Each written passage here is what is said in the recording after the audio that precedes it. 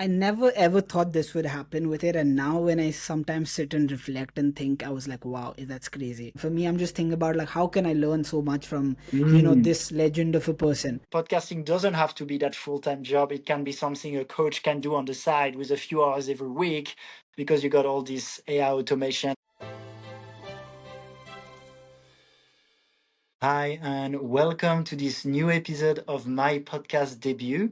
Today I'm with Hamza, and you told me you would be interested to do the interview, even though you already have had a podcast for a while now and you have more experience. And I think that's great because the audience here, it's for people who want to start their own podcast. And how about having a conversation with someone else who's been doing a podcast for a little bit longer? So thank you so much for joining me today, Hamza. I'd love to start with asking you, like, so you have a podcast already, right? How long have you been doing it, and has it been for you so far? Wow, it's been around. I started in 2020, Alex, just around the pandemic, when all of us were locked in our homes, and I had started listening to a lot of the amazing podcasts that we see on YouTube and Spotify, and understood about how this could be a powerful medium to come in the next couple of years. And I thought that okay, during like I was having a lot of conversations with my friends, coaches, during this time, and I was like, okay, this is worthy of going out to the world and just not being between two people. And then I was like, okay, I want to capture these conversations and bring them to the world. And it was called Out of the Hood with Hamza because I was interviewing and talking to my friends who were part of my community. And these were a lot of people who had sort of taken a very different journey in life. They were like the outliers of sorts. So I was talking to them to understand if there is someone who wants to follow a similar path to them, what are the things that they've learned and how they could share it with everyone else. And that's just how we started. And over the years, we've transitioned a lot. So we had conversation with spiritual coaches, we had conversation with teachers, conversation with healers.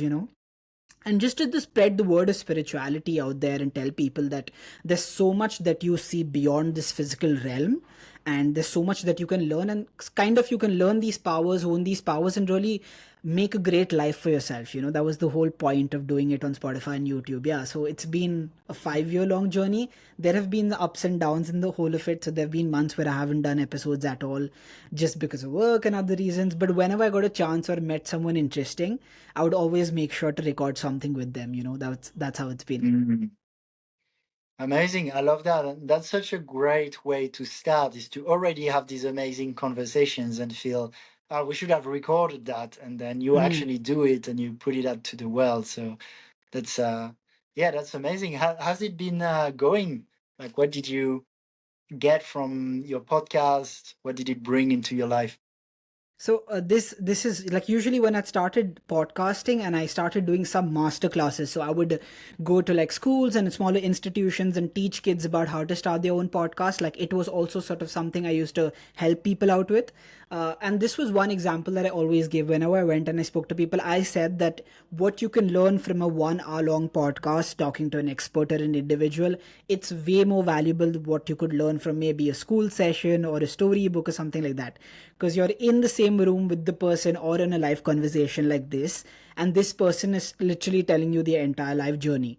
And I had podcasts with people who were maybe 10 or 15 years ahead in this journey that we call life, and they would always give me certain subtle hints, ideas, how to sort of go past certain obstacles, how do I learn from these mistakes. And it's therefore the journey, the learning journey. I always tell you that like through a podcast, the learning journey that you can have in life, it sort of accelerates it and tenfolds it. Whenever you want to learn something great, I always tell certain of my students also that grab someone who's been an expert in that industry and just sit down with them in a podcast for 1 long hour and just take whatever knowledge you can.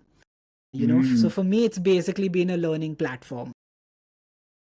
I love that. And I'm sure you agree, there's so many layers to having a podcast, and some can be building a brand and can be monetization. But before that, it's learning from people and it's networking also. So I love that you bring that.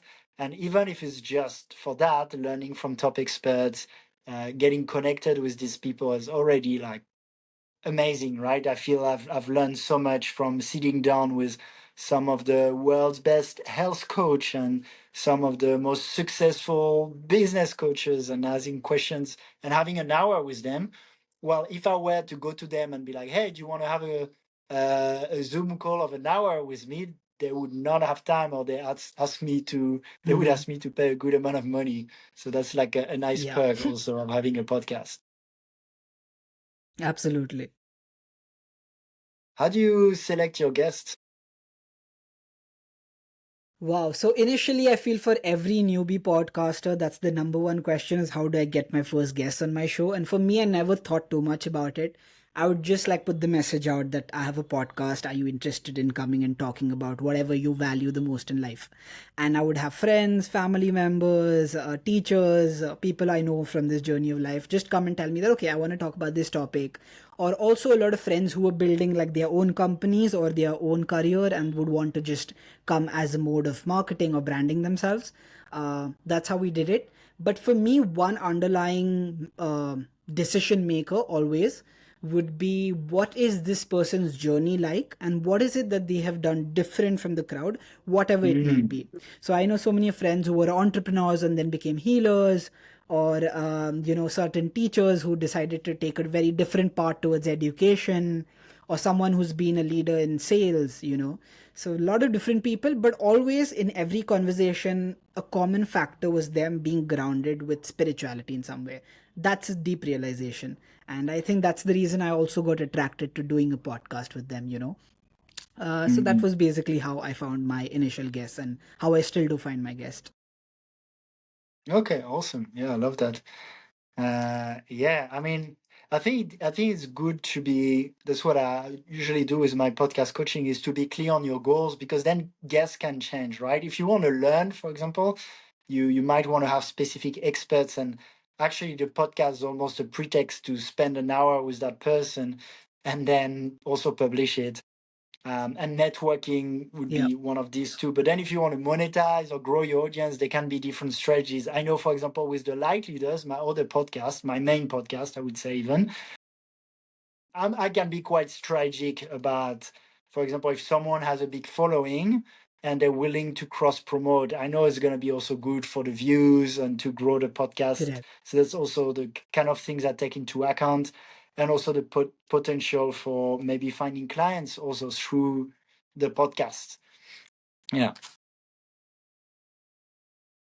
So to me, it's been Absolutely. Yeah, no, almost that makes so much sense. yeah, it's been almost the, I don't know if it's been the same for you, but almost this evolution from, yes, like more in the flow and conversation, connecting with people, and then also being strategic with it, especially as I started a few months ago to do it almost more professionally as I became a podcast coach. I was like, okay, I want to hit a certain number of view, monetize it.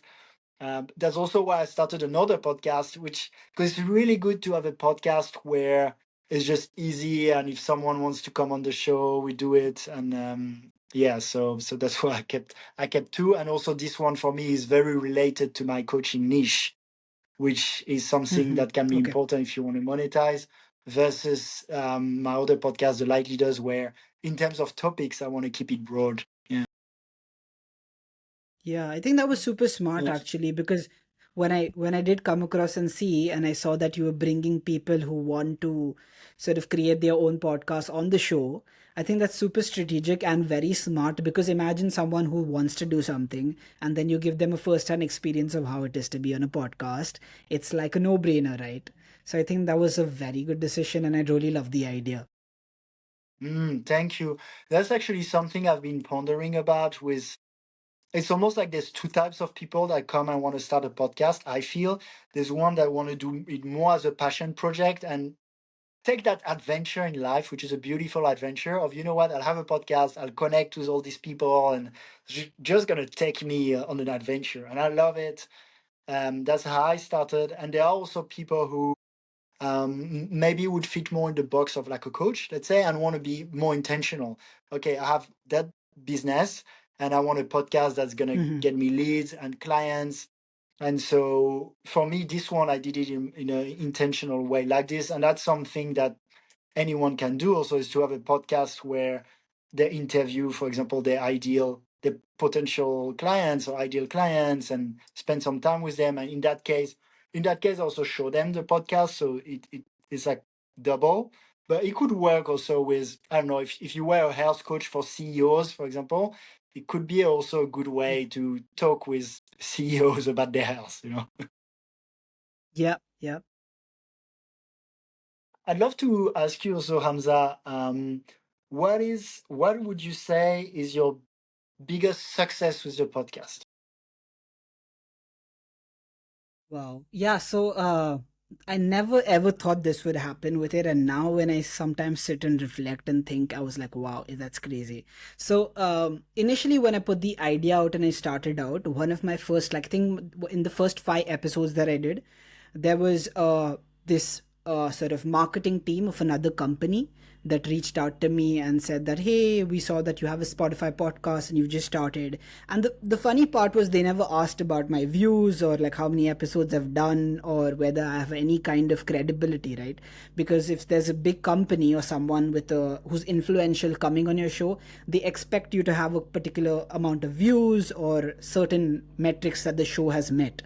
And this was quite the opposite. So I had this marketing team, a manager from a marketing team, reach out to me, and they were like, the CEO of our company just wants to come on your show because going ahead and doing podcasts and talking to young people like you is part of his marketing strategy.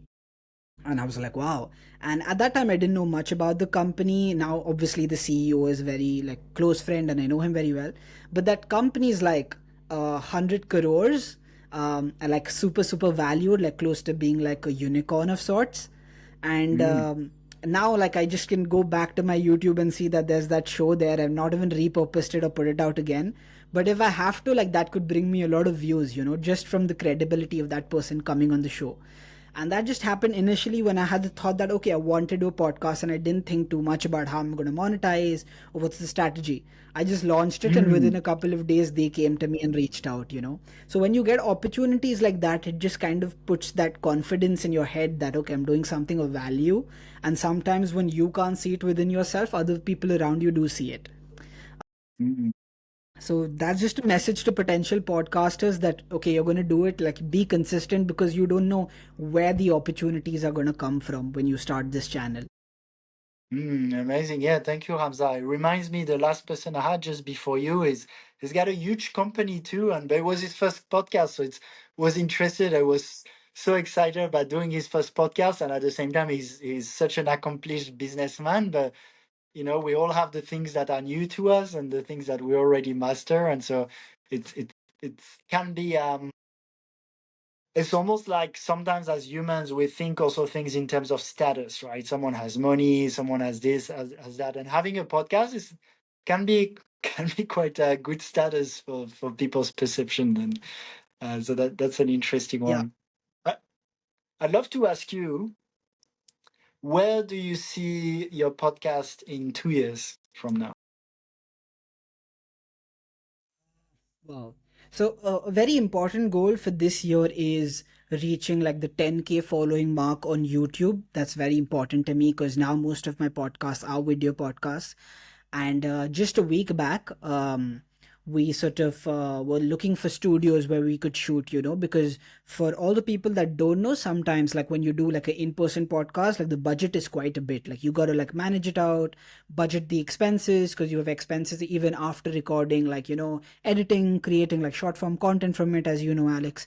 So that way it becomes a little tricky in terms of the budgeting bit and, the finances. So I found a really amazing studio a little far away from home. And the idea now is to record like 2 podcasts every month in person with like great setup, great editing, and really put a lot of intention in them, like focusing on quality over quantity, and at least hitting like the 10K mark of subscribers on YouTube so that we can bring that much value to a large variety of people. Because it also then motivates you, that okay, your work is reaching people are benefiting from it, you can see it in the comments. That's going to be a very important aspect. And the last thing I would say is that I really want to start focusing on spiritual coaches, healers, and people in this space, because I see myself relating a lot to like their issues, the work that they're doing, the stuff that they want to bring to the world. Especially after my 4 months in Bali, I know like that's a very big purpose of me, to bring the message and work of spiritual healers to the world. Because personally, I know how much it's benefited me over the last 3 years. And I think the podcast can be a great medium to promote their practices, promote their businesses to like the masses. So I think I'm going to focus on only bringing mainly spiritual healers on the podcast. Amazing. That's exciting. And out of curiosity, how many subscribers do you have now on YouTube? Oh, right now on YouTube, we are just around like 300 or something, because I started YouTube a month back. When I was in Bali, when I started just putting my phone across and making content, I usually do a lot of Instagram stuff.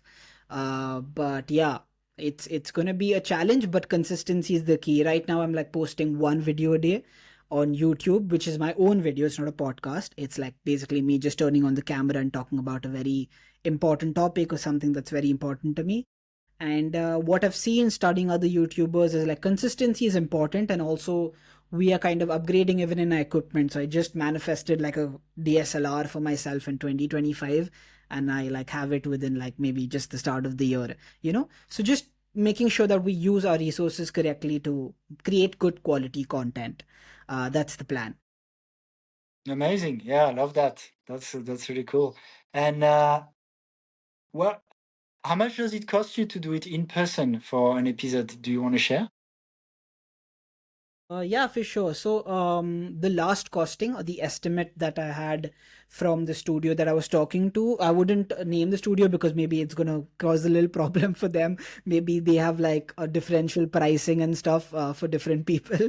But it was around like 10,000 Indian rupees, which would be in terms of dollars, if I had to calculate, uh, would be around a little over $150. Okay. And this was including some of the editing also. So for me, Okay. I thought that was like the best option available. Mm, cool. Yeah, yeah. Yeah, But yeah, in the I long used term, to. it kind of gets expensive. Yeah. Well, yeah, I used to record in a studio. I was going to Chengdu from Ubud, but then I stopped because yeah, it was costing a little bit, and also it was a bit far. Like I had to travel. Was making things more complicated. But I love in person. I just do with my iPhone 15 and those clip mics. But if I might go back to the studio because it does look good. But funnily enough, for my channel, most of the top episodes they're actually online recordings, and that's one thing that motivated me to do more online. Is that I found out that I think studio is a great amplifier to already a great conversation, and then if you want to connect also, it can be better to be in person for sure. But in terms of views, just for me, if you go on my most popular, like I would say most of them, they're actually online, which is interesting. Wow, that's great. A lot of podcasters have not been able to do that effectively. So if you're doing it, that's actually amazing. Another aspect of why I just like it personally in person is because, like we as human beings feed off each other's energy. So if I have like a guest who's just super energetic and has certain things like, to show or tell in person, it really changes the game for me personally as an interviewer, because the experience for me is so enriching. I'm not even thinking about like my podcast or my audience at that time. For me, I'm just thinking about like how can I learn so much from Mm. this legend of a person. So just from that aspect is why I love to do it in person. Also, like I'm kind of like a social butterfly, so just love Yeah. meeting people in social settings. But otherwise, like yeah, online, I think especially like how you're doing it right now is a great option for people who want to start. Yeah, I mean it's so easy, right? It's so easy. But I love being in person too. So obviously it's good to have. That's why I like to have both. I like to have both options. Um, yeah, I'd love to ask you also what's your main challenge with the podcast? I think the main one was this moving into an in-person kind of setup studio, because I was just like very adamant on the thing that in 2025 I really want to leverage create quality content and making it look professional like we mean business. That was one thing. But also, as I said earlier, like just being able to have a great conversation with the person, feel of their energy, see what's happening, create some great stuff. So yeah, that's why. Amazing. Yeah, that's cool. Yeah, also back on the online app for me, a game changer also I think was Riverside, this podcast that we're using. I'll put a link in the description also because it just like then it uses AI and creates the clip automatically. So the whole workflow was actually easier. And then I thought, okay, now podcasting doesn't have to be that full-time job. It can be something a coach can do on the side with a few hours every week because you got all this AI automation and all this versus doing in person, I feel requires more investment of time, energy, and money. By the way, for the people watching Absolutely. this, thank you so much for watching this episode together. And you'll find in the description a link to book a call with me because if you want to start a podcast, I would love to have a conversation with you. So just book a time and we can have a chat. Or if you feel ready, even better, come on the show. There's also a link for that. You can apply to be a guest on this show, and I'd love to have a conversation. And maybe it's gonna be your first podcast, and it's gonna be exciting and and fun too. By the way, on Riverside, I think now they started also you can upload different videos and audios. And so even if you do in person, I think they can do the editing automatically where it changes cameras. And there's more and more software now where the editing is done automatically, even for in person. So that also reduces the workload a lot. So that's really cool. Yeah. Do you use AI much for your podcast and the promotion? Uh, I use AI a lot for like yes, my content, coming up with great captions, titles, hooks, stuff like that. I think AI has made it so easy. Also, I have like certain coaches that I follow who have some great marketing prompts for people who are just trying to grow their Mm. podcast or grow on Instagram. So I do use a lot of it. Now I've reached a stage where I feel like where is my own creativity going, like we start to think like how do we start using our own mind sometimes because it can go dormant. But yeah, I think it's just making it us more efficient as human beings. I think our human touch is always going to stay, but I think it's really helping us save a lot of time for sure. Mm. Yeah, I love that. Yeah, it's been game changer for me. I actually even recorded a podcast with ChatGPT. But yeah, in general, using Riverside and ChatGPT mainly has been really helpful. And there's other apps like I could, but like for now, I think it's quite good. Um, I'd love to ask you. So, goal to get to 10,000 subscribers on YouTube. I love that. So, I'm also focusing on the growth on YouTube with all the podcasts, the light leaders.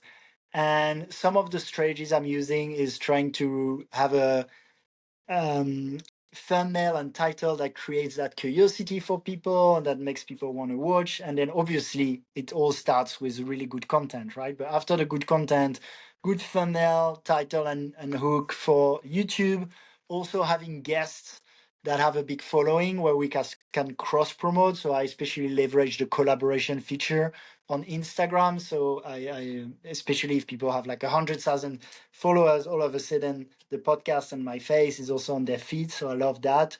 And then I can be opportunistic about different, if they have a newsletter or YouTube, sometimes I've even shared with them an extract of the video. Um, so I'm curious, do you have a specific strategy you're prioritizing for your growth on YouTube? Something that I do very often is I just go to YouTubers I follow, specially because most of my content is in the self development and self growth phase and space. So I go to their profile. I've always made sure that, I go and see what is there in their highest performing videos, what is the kind of storytelling that they're using, what is the thumbnail, what is the title of the video, how are they sort of converting their audience from their YouTube caption as well. That's really efficient and really helps, and I've seen that works for me, because when I've gone seen another competitor or a person I follow their video and then just made it mine, like you don't even need to sort of copy them, you just have to make it your own and put your own story in. It's really helped. Another very important aspect is I'm starting to realize that the kind of content I like to create is like informative, where I'm maybe writing something down or drawing something. So I'm planning to make a lot of those whiteboard related videos, Mm. talking about topics like visualization or self growth or habit creation, and also a very important thing that you could do is when people comment and tell you, in the comments that, okay, make this change or make a video on this topic. Whenever I followed that comment and made a similar video, it kind of gets the ball rolling. So also listening to your audience is very important. Mm. I love that. I love that. Thank you, Hamza. Well, tell me if it's been your experience, but it's so different doing a podcast on YouTube and on Spotify, because Spotify is more a place where you'll have subscribers and they subscribe to you, they like you, and they want to listen to one episode after another. On YouTube, if I post an episode that isn't so popular, it might do way worse, but because it's not even going to recommend it to my subscribers, because it's more algorithm based and every video needs to be recommended. But some videos is going to be recommended way beyond my subscribers and to many people. And so I have some videos that totally blew up on YouTube. So to me, when I do that content, mainly I do it mainly for YouTube, just because I have so many more views on YouTube, and people use it as a search engine so they can find my videos even if they have no clue who I am. So I like the comments, more interactive, and I like the statistics around it. So I've been really prioritizing YouTube over Spotify for all these reasons. I still do Spotify because I like to have people who can subscribe in a place that's less noisy. Like YouTube is a little bit more attention grabbing style. But so basically, that's also why on YouTube, your thumbnail and your title, they're more important, because it's almost like you're like selling yourself each time you do a new video to potential millions of new people, right? Well, I feel on Spotify it's harder to reach all these new people. So then it's more about creating that habit, having that, yeah, every Monday you're used to it, and like you grab your cacao and you listen to me. So it's a little bit of a different dynamic, but in general, most cases, I recommend people to prioritize YouTube because such a big platform and such a big search engine. So I feel you're missing out if you're not prioritizing it. What do you feel about that?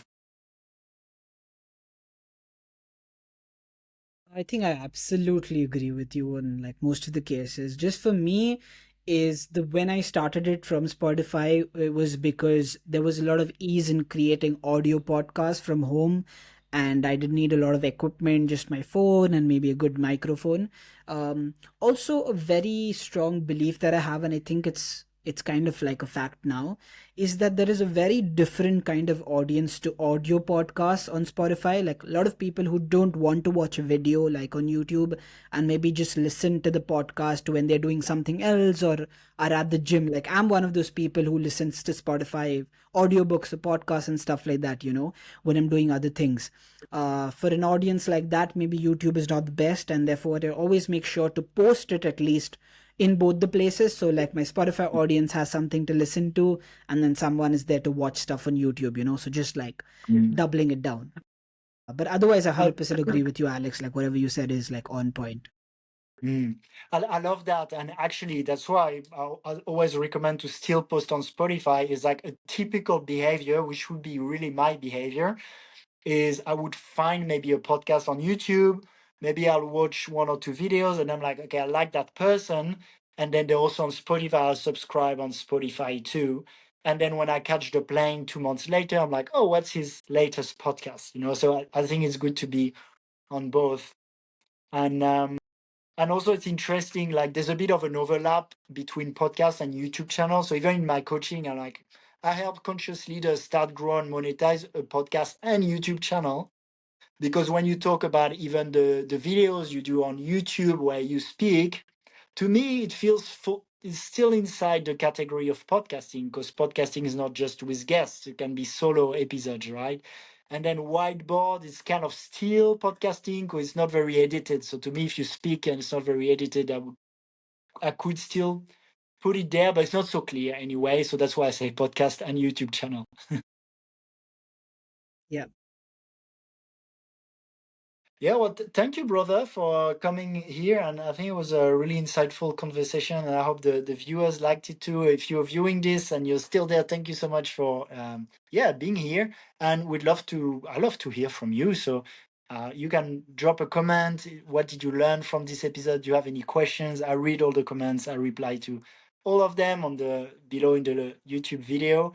And again, if you want to connect with me, be a guest on the show, just fill the form or even like reach out in general. And thank you so much, Hamza. Do you have anything else you'd like to share as we close this episode? Just I would like to use this platform to just talk about a little bit of my work, if that's okay. For Yeah. all the people who've been following Alex, I bet like he has so many spiritual coaches and people in this space, who sees podcasts and listen to him, so keep supporting him. I would say that number one. And number two is that I have just started my own coaching journey as a personal brand coach for a lot of spiritual entrepreneurs. So I basically help them create a story out of their Instagram or whichever social media platforms they are on, and just help them carve a very authentic personal brand and showcase themselves as a very authentic person to attract their dream clients. Because I feel like something where spiritual coaches go really wrong is that they're very scared to talk about their service or their practice, and they forget that at the end of the day, in a world of technology and marketing and business, you got to find that balance where you can also offer your services and promote them and talk about them, and you necessarily don't need to just act or be like it's God's service that you're doing. Because I myself have seen the benefit that my spiritual coaches and mentors have brought to me, and therefore it became like a purpose to help them get their dream clients. So if you want to connect on that, you can just come and chat with me through my Instagram profile that mostly would be there in this podcast. Yeah, that's about it. Thank you so Yeah, much, Alex, for amazing. having me. It's been a pleasure. Thank you so much, Hamza. I love what you're doing too. So definitely get in touch with Hamza. I'll put the link also in the description of the YouTube video. Thank you so much, brother. And thank you and much love to everyone.